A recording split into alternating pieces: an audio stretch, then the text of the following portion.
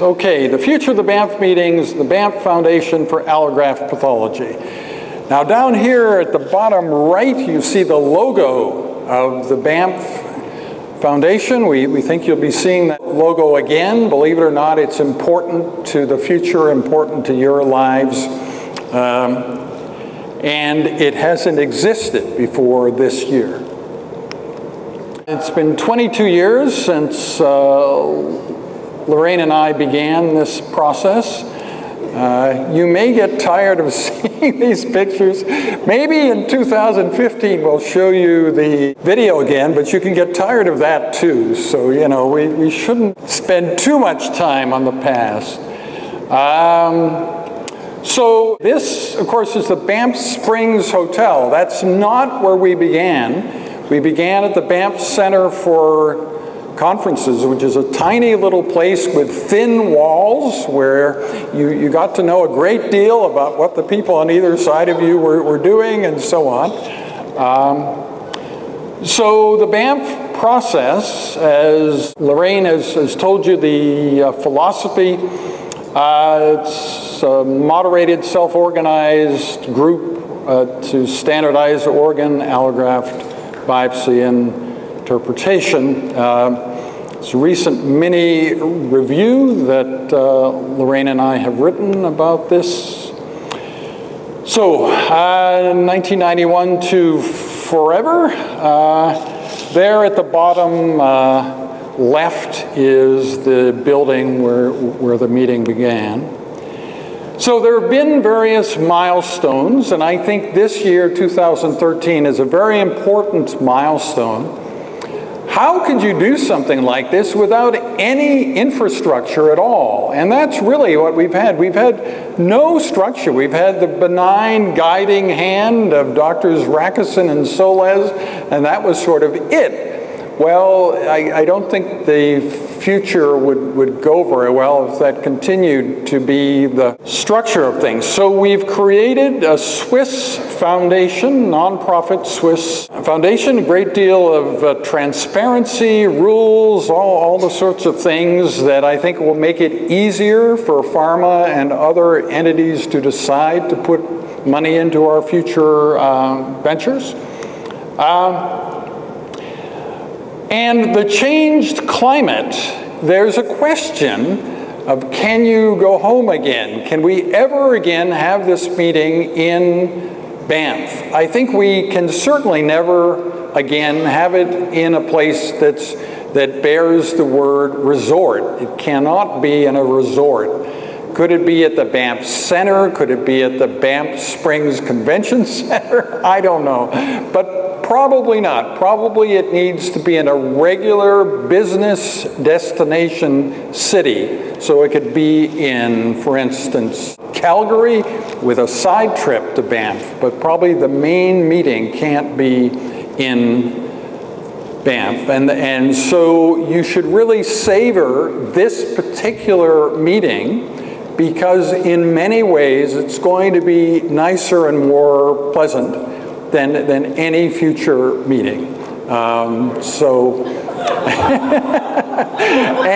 savor the thoughts of, you know, Paris and Banff in 2009. The world is changing, and in order for us to get funding for future meetings, we're going to have to be much more businesslike and much less like tourists.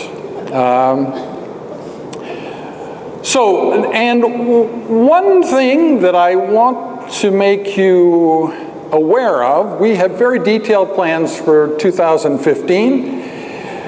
We have tentative plans for 2017 and 2019, but we are really maintaining quite an open mind at the moment about where those meetings will be. The original plan was that 2017 would be Istanbul, 2019 would be Barcelona. We could flip those two. We could have Barcelona in 2017, but there probably are some other possibilities that need to be considered. So we need to just be practical about this. There needs to be a good structure for fundraising. People need to be comfortable in the venue. It has to be reasonably easy to get to, and it can't be in a very unstable part of the world that's regularly appearing on the front page of the newspaper. People don't like that. It's rather jarring. So it has to be somewhere that, at least for the period of time of our meeting, is reasonably stable and safe seeming. Edmonton worked very well in 2001, and so we could conceivably have it there sometime in the future again. And we could establish a financial partnership, very beneficial one, with the city that we're in. Many cities offer many financial incentives to groups planning meetings. We did make use of that in Aberdeen in 2003. We could make more use of that in the future. Now, local fundraising, I thought that we might really need this. We're going to do a fundraising event on March 1st, 2014 for university projects, but I suppose if funding goes well for 2015 meeting, we may not need to make this particular Edmonton Salon event something that would support the next Banff meeting. But in general, I think we have to be innovative about funding, think of new ways to be raising money for the meeting, new sources. We can make a great deal of the quantitative data we have about the impact of what we've done thus far, the number of people referring to Banff in articles, the rich legacy now that we have of articles in really very fine journals related to what we've been doing at these meetings.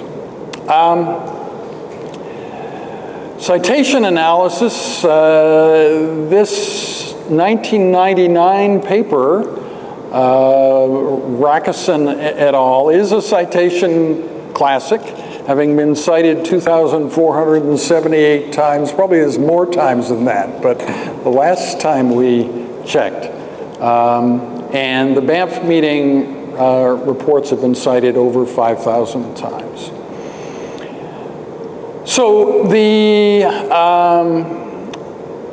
classification began as a way of establishing a worldwide standard, and the consensus process has been extended essentially to all solid organs, and we conceive of this process going on more or less forever, meeting every 2 years.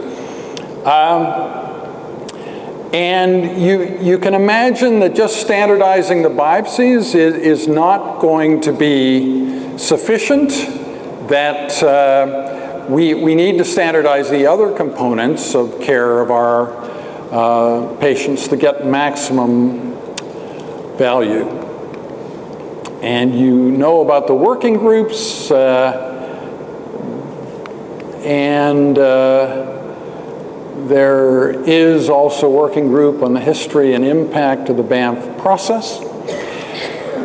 We need to think about the future and to not be passive victims of the future. I'll talk about this more at the Gala Dinner, but we can help create the future. We can help shape the future. I teach a course. I spend a lot of time on this course on technology and the future of medicine. It's bound to have some influence on the other things that I do, and I want to have all of us be proactive in planning for the future.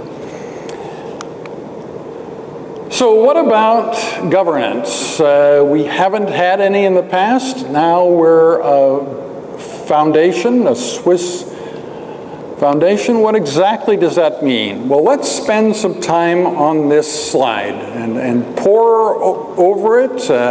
There are copies of this presentation that I'm giving now on SlideShare and on Facebook. SlideShare is very safe. Nobody ever suggested that there's anything scary about SlideShare. So any of you who are terrified of Facebook, you can still go to SlideShare and see the slides that I'm showing you. But the current board of trustees is 7 people. The size, the intended size of the board is 9. We will decide a number of things probably during this meeting. One of which is, do we want to stay at 7? Or do we want to add 2 more people? If so, what should be the characteristics of those people? So this is not a decision made external to the board. The board itself will decide who to add to the board. As you know, at the Paris meeting, we did an election of young people to join the board. But I think there were a number of problems with that, one of which is that the foundation didn't really exist yet. We didn't know what the rules were, so it was a bit premature, and there are financial risks to being on the board. So you can say, well, gee, it'd be fantastic to be on this terribly powerful organization in the leadership. Yes, but if the whole thing goes bust, you could ultimately be financially responsible, which is maybe not such a pleasant thing.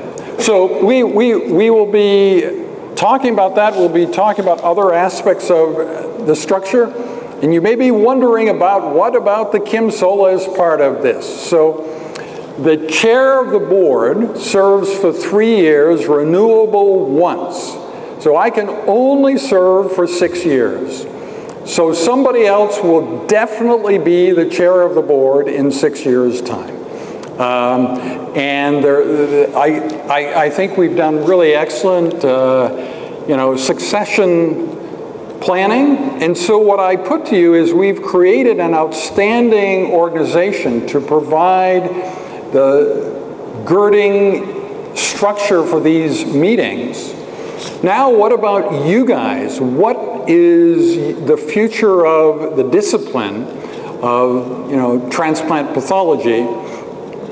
It's an interesting question because it's perhaps not the same as the future of transplantation itself. People are talking about transplantation losing its luster, fewer people are going into it, so on and so forth. There are formal articles written about that. On the other hand, we're just starting something that's brand new in 2013. I would like to see it have a really glorious future, and you can help me make that happen. And one of the ways we can do that is by staying on top of things. So if transplantation is ending and if organs are going to come from stem cell grown organs, then there are abnormalities in such organs. For instance, if you create a kidney from stem cells, you can create it in such a way that there are no loops of Henle. It can't concentrate the urine at all. So you could kill somebody by putting in that kind of kidney, pour out all the body water in a few minutes, and it's a terrible way to go, right? So somebody needs to be looking at these kidneys or looking at other organs created by stem cells to see what they're missing. It's a kind of pathology, but it's different from anything that we're doing today. As you know, stem cell grown organs are a little bit lumpy. Bladders are not round, they're sort of lumpy, squared off looking things. So, yeah, there needs to be a role for us, rather than saying, I don't want to learn about this new stuff. The moment that you say, I don't want to learn about this new stuff, think about your decision to come here. In order to come to this wonderful, miraculous place, this paradise that you're now in, you had to make the decision to take some chances about, unknowns, things that were not familiar to you, and quite a bit of uncertainty to get here. And yet that was part of the excitement of coming here. So you can build this into your future career by taking an interest in new things which appear to be replacing the old things that you know well. And if we do that properly, then the Banff Foundation can remain relevant to medicine for another 30, 40 years. But we can't assume that things will just be like what you're familiar with. So the objectives of the Banff Foundation are to lead development and dissemination of the classifications for the various organs, to facilitate multidisciplinary collaborative research to enhance its scientific basis and clinical utility. The scope, facilitation of knowledge, maintaining the Banff spirit, fundraising, guidance, and financial support of working groups, and guidance and support of the meetings themselves. The board of directors is a long list of things, which, as I say, you can read on these other sources.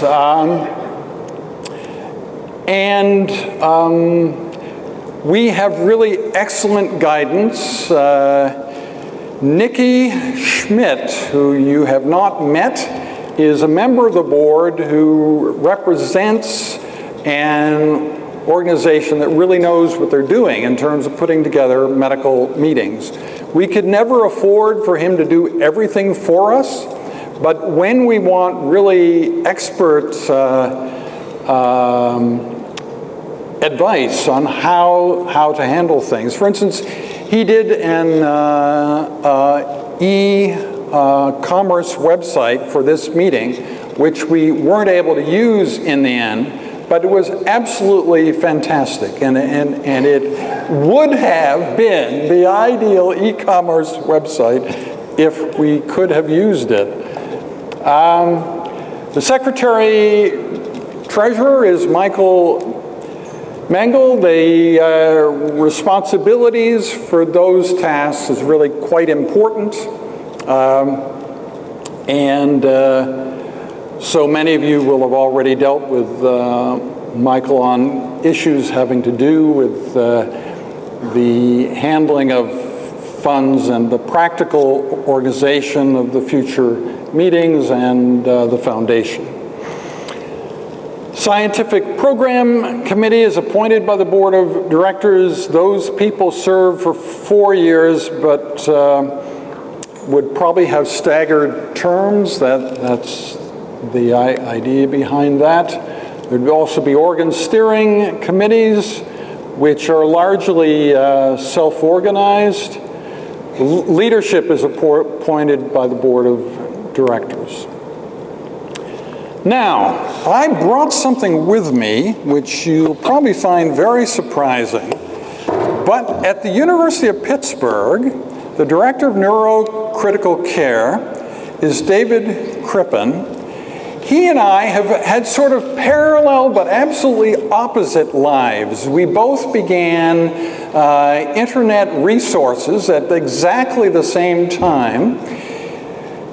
In the 60s, he was within everything exciting. He had really long hair. He knew all the famous people. He was, if you believe it or not, Timothy Leary's personal physician for the last 3 years of his life. He had many experiences which I didn't have. And his life is about as different from mine. He has several motorcycles. And I don't have any. I've never owned a motorcycle. I'm sad to say, I must confess what a boring leader I have been for you, never having owned one. And so he has written this, the 60s and 70s Confessions of an Attentive Observer. And you'll find it remarkably different also from your own life, because those things that you were kind of external from and just reading about, he was actually in the midst of. He's about my age. He seems to have aged more quickly than I have, perhaps because he was in the midst of all these things. And I asked him whether it would be okay if I contrasted the two of us at this meeting, because I wanted to stimulate you to think that the future may be quite different from the past. The future may be as different as if David Crippen, these past 22 years, had been your leader instead of me. So you can read this, Confessions, and see what that would have been like to have him leading you, and then consider how very... Now, some of you will be disturbed and unhappy that David Crippen is not here. However, Michael Mengel will be very pleased that David Crippen is not here, because it would have been a ridiculous financial expenditure, and David Crippen would not enjoy your company, I assure you. He would be very bored with you. You haven't had sufficiently interesting lives. So anyway, but I will, at the... have more interesting lives than you can. At the Gala Dinner, I discovered a secret amongst this audience of the next best thing. So I'm going to introduce to you somebody who does make sense as a part of this meeting, who is the next best thing, since we can't actually have David Crippen here, to sort of stimulate your mind about thinking about things differently. So we need to consider alternative realities, and I'll talk more about that at the Gala Dinner. So one of our intentions was to leave a lot of time for questions. And if you ask me questions about David Crippen, of course, I do have this document, but I would prefer questions about more substantive things like, what does the presence of this foundation mean? How is the future really going to work for us? And so I would welcome questions, and they can start now. Thanks. Yeah. Thanks, Jim.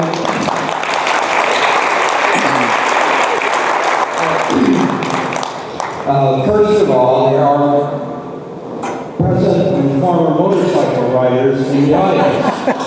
I'm a former, and then he watches the current, and Yes. all the other ones here. Right. And one other thing. Stay alive and not be Yes. supported. Those of you who may wonder who went to Woodstock and who didn't.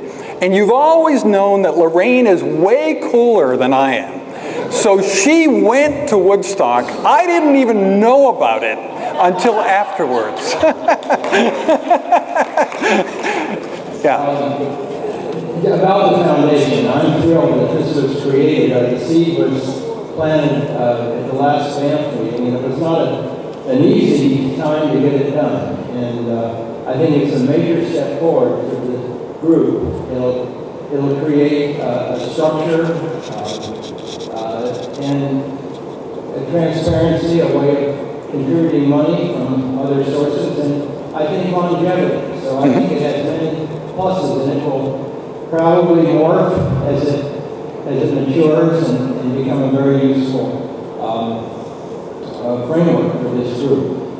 I think I missed this, and maybe you said it, but the support for this creation came from the Road Organ Transplant Yes. Foundation, which funded it for 3 years to get the Yes, and the clock started ticking this year, so it actually formally began in 2013.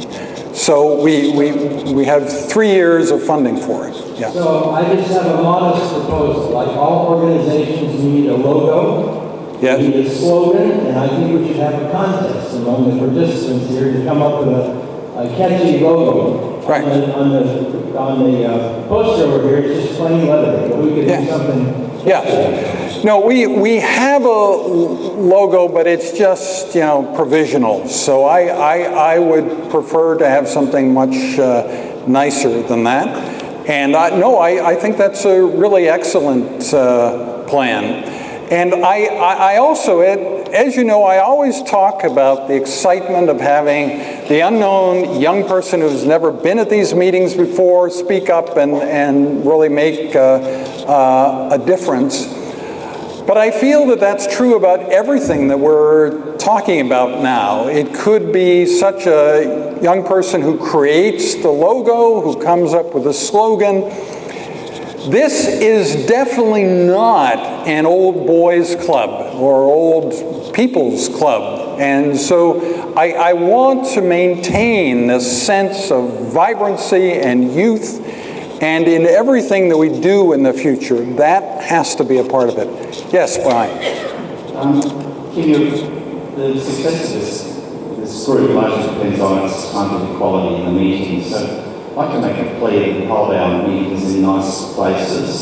And I noticed that yours to be question not to hold it in something that says resort. But there's lots of other things. So it has to be, we don't have to go to big cities or small meetings, we go to small, nice towns in interesting places. Mm-hmm. And if you do that, you get more people. Along with the good scientific committee, because when the Tasmanian Society went to Rome, for instance, they had thousands of registrants, and they made more money in that particular meeting and made themselves more financially secure with a good meeting that runs well. You put it in a little town or some town that people don't want to go to. And even Woodstock, yes? Aberdeen, and one you choose, you could have rated Edinburgh, for instance. It's a lot nicer. So I think the choice has been yours. Good, it has to be good, and it can't be too far away. No more than 3 airplane stops for me. Yeah. Not too much too, so people have to be able to get to it. But there's lots of places in the world which are nice, meetings in nice places. I agree with you completely, and like many other things we're talking about today, it's a solvable problem, and it should not just be solved by the leadership. You all can play a role in figuring out where it is we have the next meeting. One of the ways you can do that is if you live somewhere where you'd like to have the meeting, make a pitch.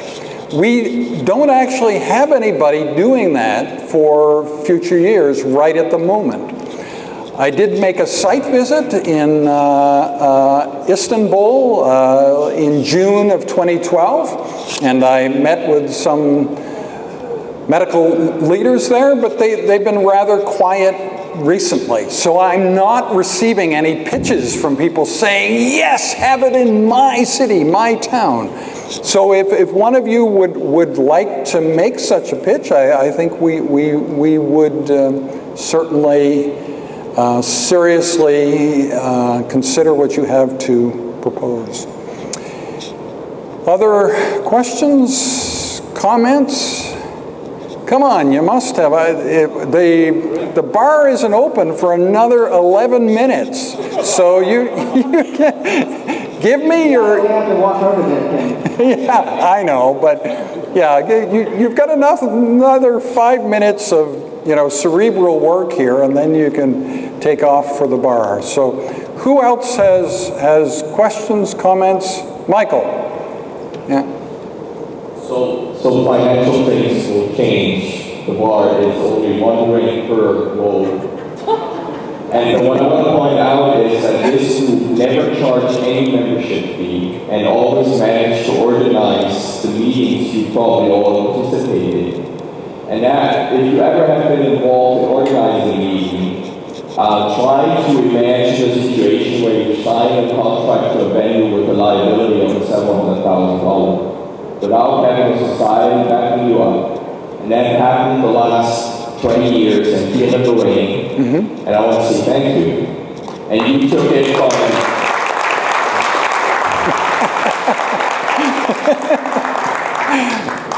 So you took it from a meeting with 11 people to this time we have 234 registrants. So I think it's a significant accomplishment over 20 years. We have generated a classification. I say we, I'm just get on the radio train here now. The people have generated a classification which changed clinical practice, which had impact, which constantly renewed and exists for 2 decades now. So the step was necessary for various reasons. I hope it will not impact the totally unsupervised development of the meetings program to better. I don't want to be over-organized. We have essentially the minimum structure which was recommended by Swiss law. Okay, Swiss law is not the minimum really. And I'm German, I thought it was over-regulated. However, you haven't met it yet. Right. But there are certain rules we have to fulfill. Why Switzerland? That's a question we get often. First, this is really international, and Switzerland still claims it's neutral, so we thought that is a good aspect. Second, Nikki Smith also ran the Oregon, the Erosion Oregon Transplant Research Foundation, which is also a Swiss foundation. And we had significant experience in the area of transplantation with sponsors and the landscape and individuals involved in this. And that foundation, you all may know, or you all have submitted your grants probably to that grant panel, said that this is so important what happens here at the Banff meetings that they gave for 3 years grant supporting a very raw but fundamental infrastructure for administration and holding together communication, supporting the server for online access surveys, and so on. The total grant of 120,000 Swiss francs over 3 years. I think for a meeting and an organization this size, it is not too much. And after 3 years, we either have made the foundation success and self-sustainable, or we have a problem. And we had discussions about membership fees or not, and I think that is something everybody, because of you, should feedback. I have my opinion, I don't want to bias you, but that is the way, because otherwise the only source of revenue to sustain the organization is the meeting. And these are 2 different ways, but I need it for a discussion and drinks, and okay. I think 5 minutes walk is okay. Yes. Yeah. So, thank you very much to the 2 of you for building this. I will never forget when I started transplantation pathology as a fellow when I just after residency, and I read for the first time a Banff paper. I thought, how cool must Dr. Banff be doing this classification? So, that's my personal experience. Thank you very much. You're welcome.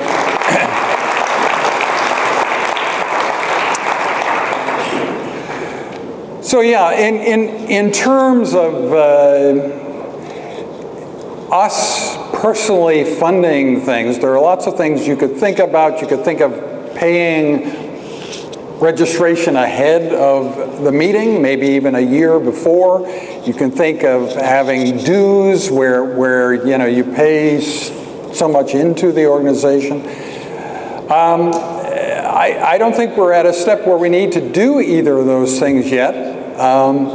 But I want you to at least think about it. I mean, think about the basic question, how important are these meetings to you? And how does that then compare to how important other things are? And so what would you be willing to do to make this stronger, more vibrant organization? It's not just money, it's also contributing ideas and time. Yes? How much do you need to make it viable? Well, surprisingly, the budget of each meeting is about 300,000, which is minuscule. You could do the same meeting for $1 million or more if you paid everybody's travel costs and gave them an honorarium. As a lot of you know, you come here paying your own costs. The people flying the greatest distance have almost always paid their entire costs, which is really remarkable. And we've had people who what happened to me early on when we were subsidizing people more is that one of the very first social events, somebody looked me in the eye and said, listen, why did you pay my way here when I could easily have found the funds to do that, and so could most of the other people here. So that made sense to me. Why not spend the funding on people from developing countries, young people, on people who cannot raise their own funds, and that's the reason that we can do a meeting like this with a budget of only 250 to 300,000, but that's what it costs. And doing it the way we do it, as I say, you could do it so it would be 3 or 4 times that. Any other questions? Yeah. I just wanted to add a point on the meeting, and that is having a companion meeting sponsored by another group from transplantation is an asset for us and for them. Yes. Yeah. And this TTS symposium over 2 days brought young people to the meeting who might not have come otherwise, and provided additional support and additional audiences. And I hope we can continue this or similar meetings in the future along with the band. Yes, I do too. I think the positives for the pre-meeting outweigh the negatives. That's my own personal feeling. We're going to specifically talk about that on Wednesday afternoon. The local organizers of this meeting, the chair of the program committee, and we on the foundation board are going to talk specifically about that issue on Wednesday. Yes? Can we have a link to the Transplant Society? Because Jeremy Chapman, when he took over as president, he made the point that a lot of the small societies, like the heart transplant, the lung transplant society, they weren't actually financially viable. When they had to run meetings, they often run like this place did, very close to the bone in terms of funding. So effectively what happened was that those small sort of subgroups that slid off 10, 15 years ago came back into the fold, and they became part of the TPS, and they then used the advantage of bigger organisation plus some background funding rather than do it alone, which is I think what we're doing. Yeah, well, I think the TTS link has worked very well this time, and I would certainly like to see that continue. Yes, Denis? We've been discussing that for a number of years now, and I think we cherish the fact that we're not affiliated to anyone but ourselves. Yeah. I think it gives us the freedom, for example, not to have any annual fees. It gives us another spirit, which means that if we are a TTS organization, then any speaker we invite is going to wait for an airplane ticket to be paid. And so I think we have to stay different. Mm-hmm. Staying different means we can join with TTS for the pre-meeting, we can join with the CTS for next time, maybe with the Catalan Society at some point. Yeah. But I think it's very important that we keep this organization just like him, totally outside of the normal world. Oh, thank you for that. Yeah. Well, don't you think now, with that remark, it's time to go to the bar? That's what I think. Thank you very much.